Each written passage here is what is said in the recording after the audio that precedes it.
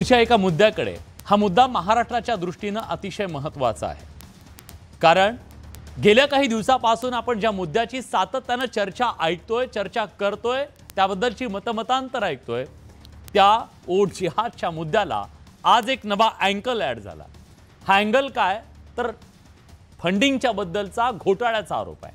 मालेगाव ओट जिहाद फंडिंग घोटाळा झाल्याचा आरोप भाजपकडून करण्यात आला। आता या प्रकरणी केंद्रीय तपास यंत्रणांकडून चौकशी सुरू केली जाणार आहे।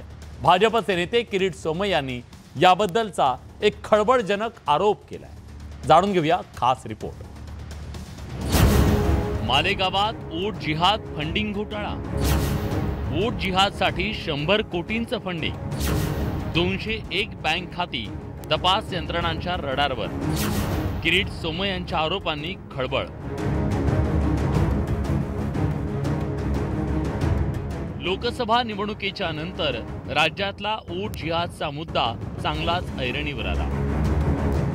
आता ओट जिहादसाठी 100 कोटी दिल्याचा गंभीर आरोप भाजपचे नेते किरीट सोमय्या यांनी केलाय। ओट जिहादसाठी बोगस कंपन्या स्थापन करून दुबईतून पैसे मागवण्यात आल्याचा आरोप करण्यात आला। या प्रकरणाची व्याप्ती 1000 कोटींपेक्षा जास्त असल्याचा आरोप होतोय। आता या सगळ्या आरोपांची एटीएस मार्फत चौकशी होणार आहे। गृह खात्यानं तसे आदेश दिलेत। हा पैसा वोट जिहादसाठी वापरण्यात आला, जे मुस्लिम फॅनेटिक ऑर्गनायझेशन टेरर लिंकच्या संस्थांकडे पैसा देण्यात आला आहे। हा पैसा ड्रग माफियानी पण हीच मोडस ऑपरेंडी उपयोगात आणली आहे। यातला पैसा दुबईला गेलेला आहे। हिंदुस्थानाचा मालेगावचा मास्टर माइंड मोहम्मद भगड, पण त्याचा बॉस जो आहे हा दुबईमध्ये बसलेला आहे। त्याची लिंक त्या दाऊद पाकिस्तानची आहे, ISIC आहे की काय आहे हे शोधायचं आहे। किरीट सोमय्या यांनी केलेल्या आरोपांच्या नुसार फंडिंगसाठी शेल कंपन्यांचा वापर करण्यात आला। दुबईतून हे पैसे आल्याचा आरोप करण्यात आलाय। वेगवेगळ्या खात्यांमध्ये शेकडो कोटी रुपये ट्रान्सफर करण्यात आल्याचं कळतंय। घोटाळ्याची व्याप्ती 1000 कोटींहून अधिक आहे। त्यातले 100 कोटी रुपये ओट जिहादसाठी वापरल्याचा आरोप आहे। या घोटाळ्या प्रकरणी सिराज मोहम्मद, नातानी अक्रम मोहम्मद, वसीम वली मोहम्मद बेसनिया, शेख शाहबाज, जाफरभाई नबीमुल्ला, आमीन वाघारिया, अब्दुल कादिर भागड यांच्या खात्यातून हे पैसे हस्तांतरित झाल्याचा आरोप आहे। त्यामुळे हे आरोपी ईडी, NIA, CBI, आयकर आणि IB या तपास यंत्रणांच्या रडारवर आलेत। धुळे लोकसभा निवडणुकीत ओट जिहाद झाल्याचा भाजप नेत्यांकडून सातत्यानं आरोप करण्यात आला। धुळे लोकसभा मतदारसंघात काँग्रेसच्या शोभा बच्छाव यांनी भाजपच्या सुभाष भामरेंचा अवघ्या 3831 मतांनी पराभव केला।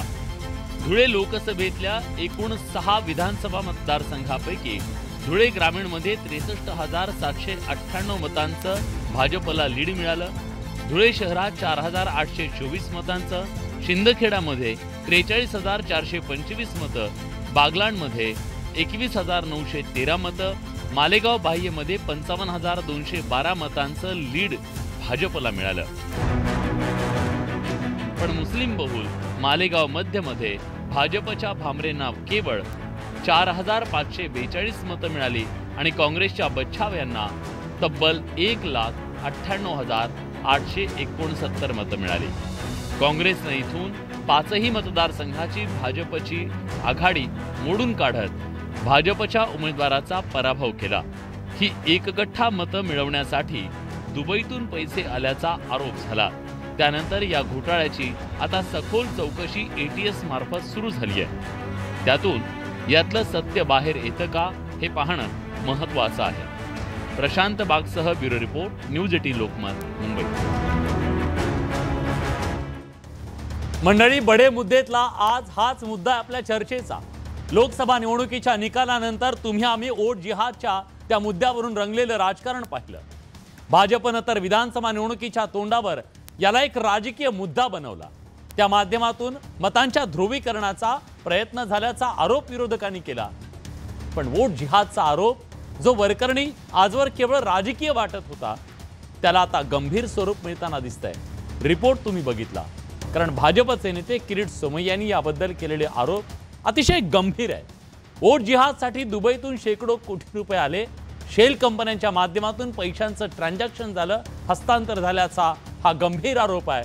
म्हणूनच या सगळ्याबद्दल, या ज्या आरोपांच्या बद्दल आज किरीट सोमय्या यांना आपण बोलतं करणार आहोत. किरीट सोमय्या आपल्या सोबत असणार आहेत, पण यातून काही महत्त्वाचे मुद्दे उपस्थित झालेत, मूलभूत सवाल आहेत, ज्या प्रश्नांची उत्तर आज किरीट सोमय्यांकडून आपल्याला पाहिजे आहेत. आपण जाणून घेऊया.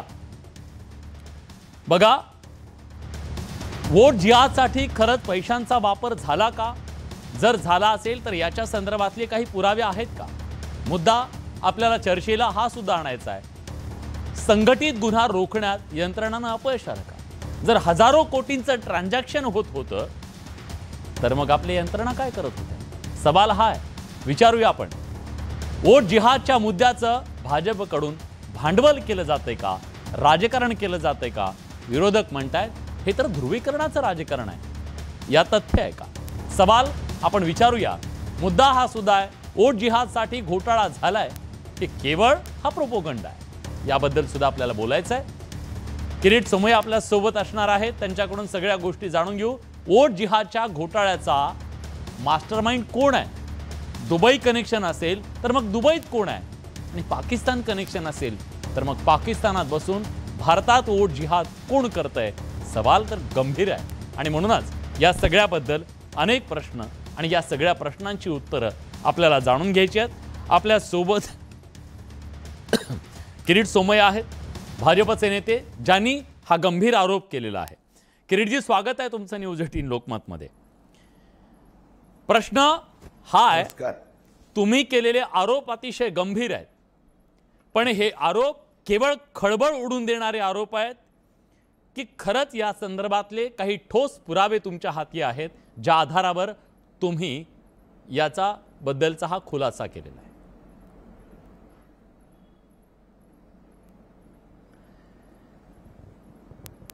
नोव्हेंबर महिन्याच्या सुरुवातीत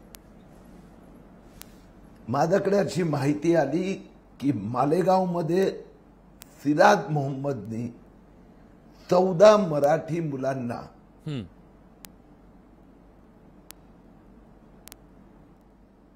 बोला बोला, येतोय तुमचा आवाज, सलग बोला. 14 मराठी मुलांना 18-20 वर्षाचे कॉलेज स्टुडंट यांच्या नावाने बेनामी अकाउंट उघडले. बर. आणि 12 ते 14 कोटी रुपये ट्रान्झॅक्शन केले अशी माहिती आली. बर. निवडणुकीच्या काळात म्हणजे मी माहिती घेतली आणि निवडणुकीच्या आधी हे सगळे पेपर डॉक्युमेंट जनतेच्या पुढे ठेवले. बर. त्यात असं दिसलं की आचारसंहितेच्या काळात ऑक्टोबर 2024 मध्ये या 14 मराठी मुलं, मतलब मिसाळ आहे, जाधव आहे, पोपट आहे, मोहम्मद सिराज अँड गँगनी त्यांची फसवणूक करून बेनामी खाते उघडले नाशिक मर्चंट कोऑपरेटिव्ह बँकमध्ये. 114 कोटी रुपये हे अवघ्या 7 ऑक्टोबर ते 21 ऑक्टोबर या 14 दिवसाच्या काळात 114 कोटी रुपये देशभरातले 201 बँक अकाउंट मधून आले. 4 दिवसात ते पैसे सिराज मोहम्मद आणि त्यांच्या नातेवाईकाच्या खात्यात ट्रान्सफर झाले आणि तिथून 4 दिवसात ते हवाला एजंटच्या द्वारा सुरत, अहमदाबाद, नाशिक, मुंबई इथे वळवण्यात आले. या आधारावर FIR झाला, गुन्हा दाखल झाले. आजपर्यंत विलास भाऊ 6 लोकांना अटक झालेली आहे. देशातली 7 यंत्रणा कामाला लागली आहे. त्यात ED आहे, CBI आहे, नॅशनल इन्व्हेस्टिगेशन एजन्सी NIA आहे, फायनान्स इंटेलिजन्स युनिट आहे.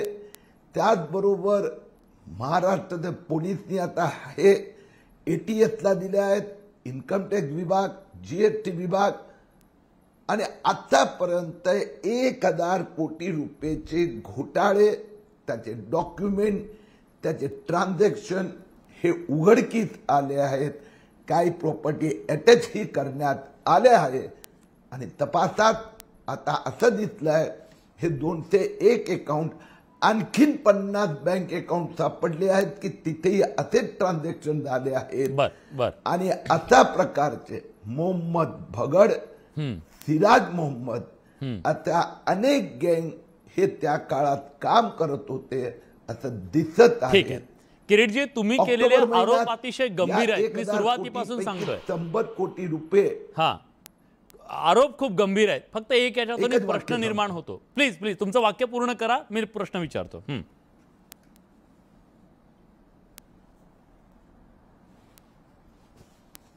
एकच माहिती देतो.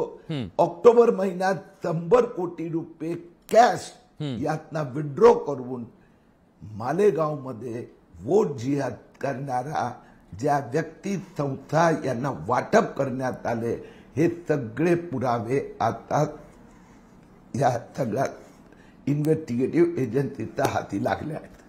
खरं तर आता हे सगळं जर आपण असं म्हणूया की हे सत्य असेल तर तुमचं कौतुक करावं तेवढं कमी आहे. त्याचं कारण असं आहे, या देशामध्ये इतक्या सगळ्या यंत्रणा असून सुद्धा एवढा मोठा घोटाळा होत असताना कुणालाच दिसलं नाही. पण किरीट सोमय्या नावाची एक यंत्रणा आहे, त्या यंत्रणेला मात्र हे शोधून काढण्यात यश आलेलं आहे. तुमच्या एंट्रीच्या नंतर बाकीच्या यंत्रणा तिथं आलेल्या आहेत. आपल्या यंत्रणांचं हे अपयश मानायचं जर असं घडलं असेल तर?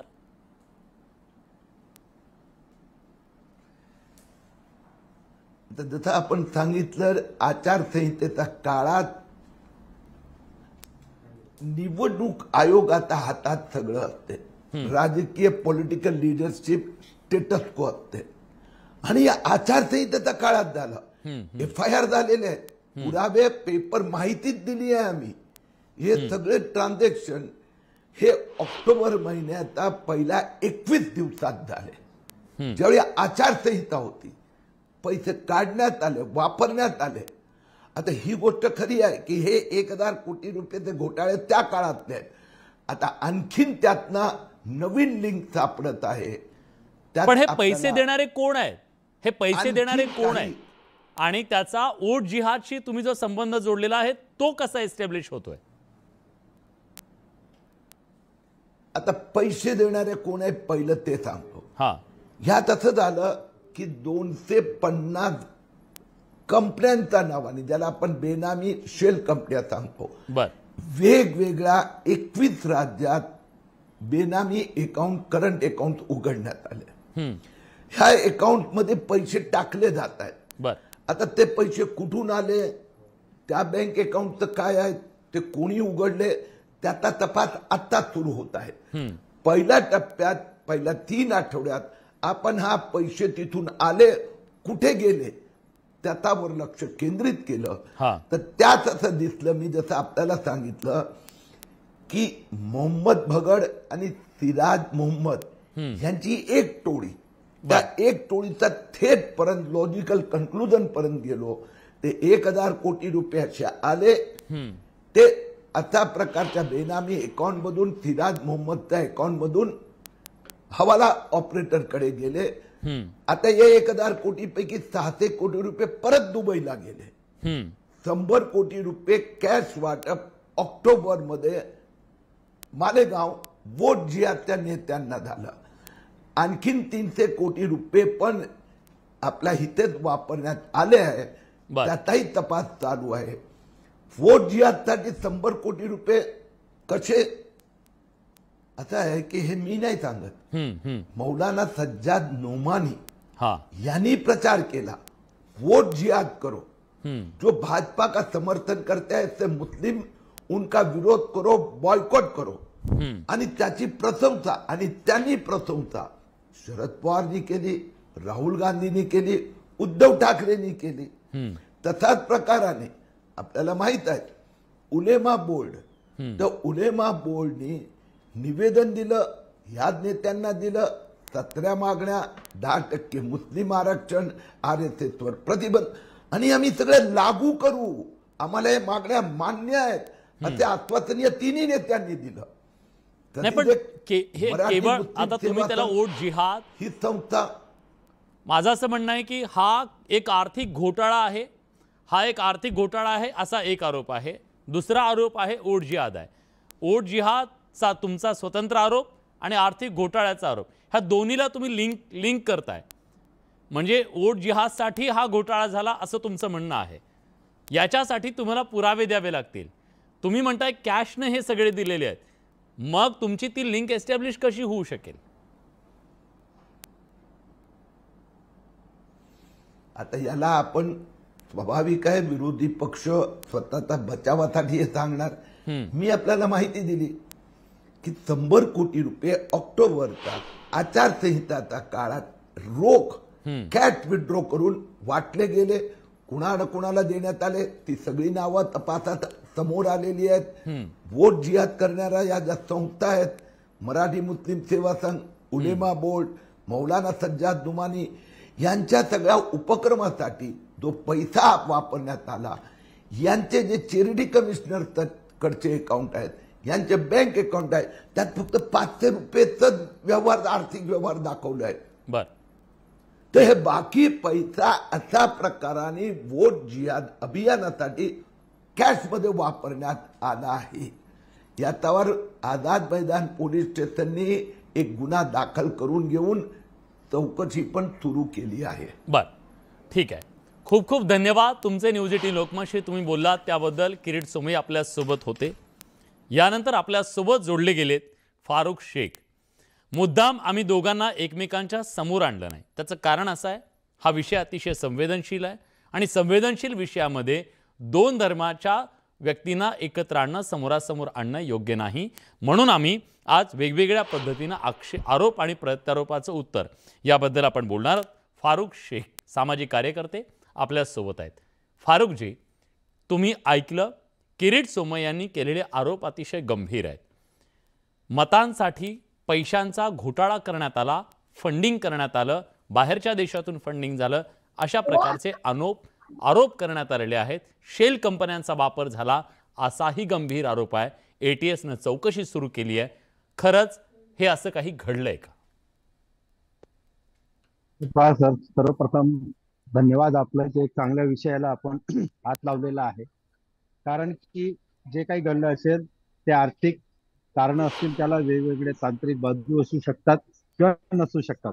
परंतु इलेक्शन आलं की आरोप प्रत्यारोप करणं हे राजकीय लोकांचं कर्तव्य असतं आणि ते त्या हिशोबाने कर्तव्य करीत असतात. आतापर्यंत अशी कोणतीही बाजू स्पष्टरित्या झालेली नाही की ज्याप्रमाणे हे आरोप लावत आहे की हा वोट जिहादचा प्रकार आहे, हे अत्यंत असत्य आहे, खोटं आहे, हे स्पष्टपणे मी सांगेल. कारण की याला जर असं समजलं आपण की हा वोट जिहादचा प्रयत्न होता, तर वोट जिहादसाठी जर त्यांनी प्रयत्न केला होता आणि जे सांगताय की वोट जिहाद मौलाना सज्जाद नोमानीनं करायला लावलं, तर त्यांनी 269 लोकांचे नावला सपोर्ट केलेला होता. त्या 269 पैकी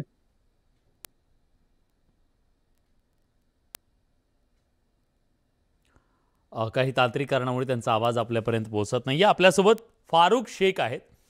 मी पुन्हा एकदा प्रेक्षकांना सांगतो की दररोज आपण समोरासमोर आमने सामने आणतो, पण आज मात्र विषय संवेदनशील असल्यामुळे कुठलाही वादविवाद टाळण्यासाठी, सामाजिक तेढ निर्माण होऊ नये या अनुषंगानं आपण दोन्ही मतं समोरासमोर एकानंतर एक घेण्याचा आपण प्रयत्न करतोय.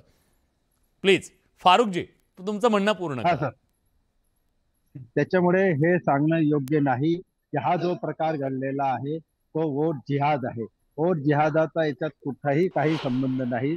सर्वप्रथम जिहादचा हा अर्थच चुकीचा लावताय. लव जिहाद, लँड जिहाद, वोट जिहाद हे अशा बाबी सांगून ते हे मन परिवर्तित करता आहे आणि त्याच्यामुळे त्यांचे मत वाढवून घेत आहे. हा माझा आक्षेप आहे त्यांच्यावर. कारण की असा कोणताही प्रकार नाही आणि शरीयत, इस्लाम धर्म असं कोणत्याही प्रकारे सांगत नाही की या प्रकारे तुम्ही कार्य करा. आम्हाला मतदानाचा हक्क दिलेला आहे, मतदानाचा हक्क बजावणे कर्तव्य आहे. परंतु वोट जिहाद फक्त मौलाना सज्जाद नोमानींनी यंदा सर्वप्रथम सर्वांसमक्ष येऊन एक सांगितलं की या 269 लोकांना सपोर्ट केलं. ते 269 लोकांपैकी 26 फक्त मुस्लिम होते, बाकीचे सर्व नॉन मुस्लिम होते. मग याला वोट जिहाद म्हणता येईल का? हा माझा प्रश्न. अतिशय महत्त्वाचा प्रश्न तुम्ही उपस्थित केलाय. पण या आरोपांच्या दरम्यान जो आर्थिक गैरव्यवहाराचा मूलतः आरोप करण्यात आलाय, 1000 कोटींच्या ट्रान्झॅक्शनच्या संदर्भातला आरोप करण्यात आलेला आहे। त्यात साधारणपणे देशातल्या 21 राज्यांमधल्या 201 अशा बँक अकाउंट्समधून हे 1000 कोटी रुपये आले अशा प्रकारचा आरोप करण्यात आलेला आहे। आता हे पैसे आले कुठून आणि हे पैसे वापरले गेले कशासाठी याच्याबद्दलचं काही स्पष्टीकरण तुमच्याकडे आहे का? नाही, याच्याबद्दल तर चौकशी समित्या ज्या आहेत, सीबीआय असो, सीआयडी असो, एनआय असो, जे आहेत ते सविस्तर चौकशी करून याच्यावर बोलू शकतात।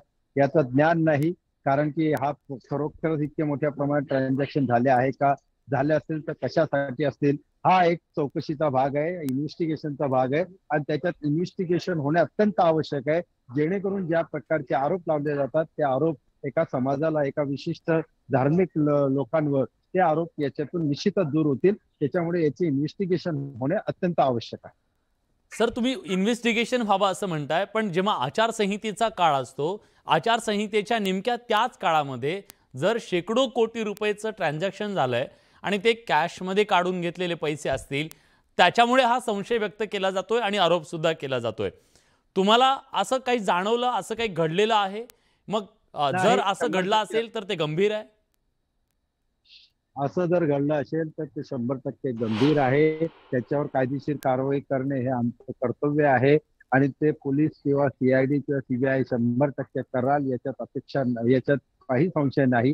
परंतु असा जर प्रकार घडला असेल तर हा आर्थिक फसवणुकीचा प्रकार आहे, आर्थिक लुबाडण्याचा प्रकार आहे। आर्थिक बाजूने जसे यापूर्वीही मोठमोठे स्कॅन्डल झालेले आहेत फायनान्शियल मध्ये, त्याच प्रकारचा हा असू शकतो। याची सविस्तर आणि डीप मध्ये चौकशी होणे अत्यंत आवश्यक आहे आणि गुन्हेगारांना शिक्षा होणे सुद्धा आवश्यक आहे।